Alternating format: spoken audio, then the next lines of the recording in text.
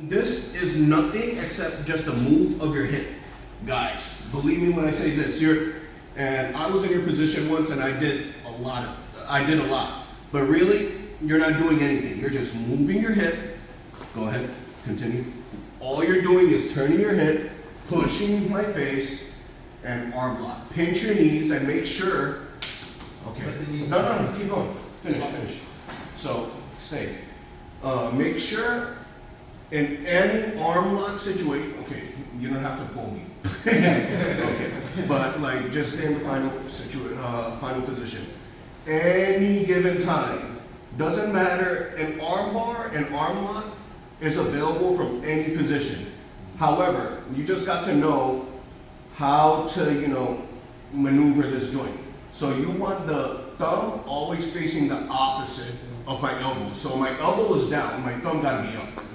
You see? It's like this, It's not gonna work. It's like this and always up. Yep. And there you go. And there's a defense to that. We'll show you that another day. But today, we're just gonna, do these two movements and just have some, specific training and just focus. Because I want you guys to start sweating and burning calories. So, one more time. Any questions before we do this? All right, go ahead, John. I punch out. He takes control of my arm. He makes sure he lifts this foot, outside foot, moves it under my armpit, so there's no space here. This knee goes under my shoulder, so that just immobilizes me. And it gives you leverage, like. Yep, exactly. Right under my head, right under my neck, right under my shoulder, and this gives him leverage to just simply turn his hips, push my face. Good. And we're not Gordon Ryan here, so I'm not going to show you guys all the advanced versions of the arm bar. Let's just do that, okay?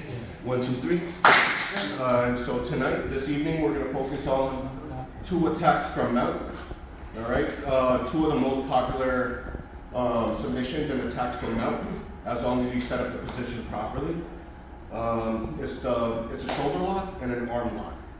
All right, so with that being said, let's just do a quick review from last week, how we ended up in mount. All right, John, come through. All right. So first things first, self-defense. All right, let me get to explaining. All right, so some stranger walks up behind me in the street, right? I'm not expecting him. All right, most situations, you don't know that you want to widen your base so that you can just drop him to the floor. Most situations, you're here, helpless, you want to do this, or if it's a guy, you just want to kick him like that.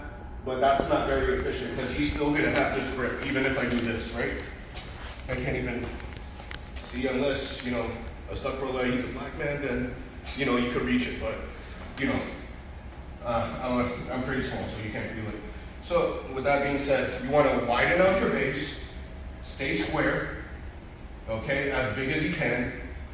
You want to lead, and then you pull his foot, and then you get him to the ground, right? With that, you want to immediately put pressure on him. Did you? Okay, good. So put pressure on him as much as you can.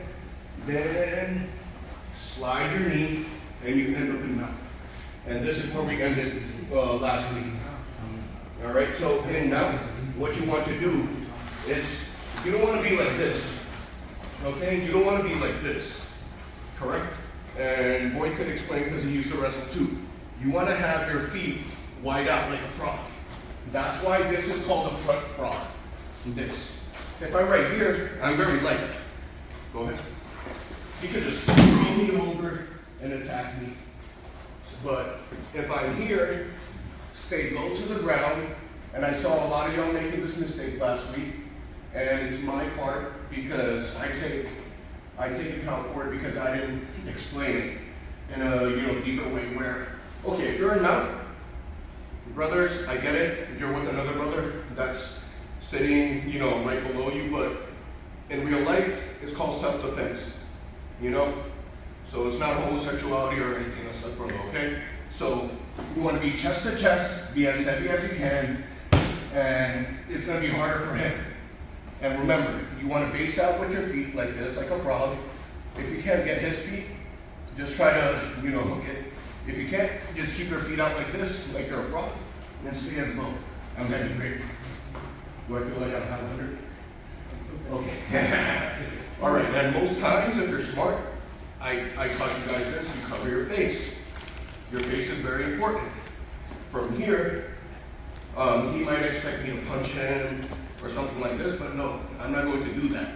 We're going to go over the first attack of the day. It's called an Americana, which is a form of shoulder block, okay?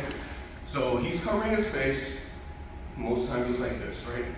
So I pick the arm that is already showing, and I just pin it to the ground, right? This, my left hand in this situation, stays on top. This goes underneath his arm, right elbow, and I grip my wrist, not his arm. Lock in with my wrist. Now you see, I do not put my thumb under my forearm. This is my grip right here. It's called a Kimura grip. If I do this, I'm giving John a way out, you see? Like I did right there. Because there's one less thing and he could just slide out. But if I am, gripping him like this, it's harder for him to pull out. So from here, what do I do from here? Anyone know? Correct. So anyone here draw a stick shift? Yes. Okay, so think about it like you're switching gears. You want to bring his elbow as close to his body as possible, to his ribs, and pull him up. That's it. Again, from the beginning. John's covering his face. You want to stay low to the ground. Okay, so top hand, pin it to the floor, right? Keep this wrist on the floor, pin. Your other arm goes underneath this tricep, connects with your forearm, pin it to the ground, and John is my friend, but in case he's a stranger trying to, take my wallet, I'm gonna, give him a little pressure with my elbows. There you go. Okay, so make contact, and just like driving stick, you want to pull in and then switch. That's it. Very gentle. You don't need to use a lot of pressure, all right? Yes.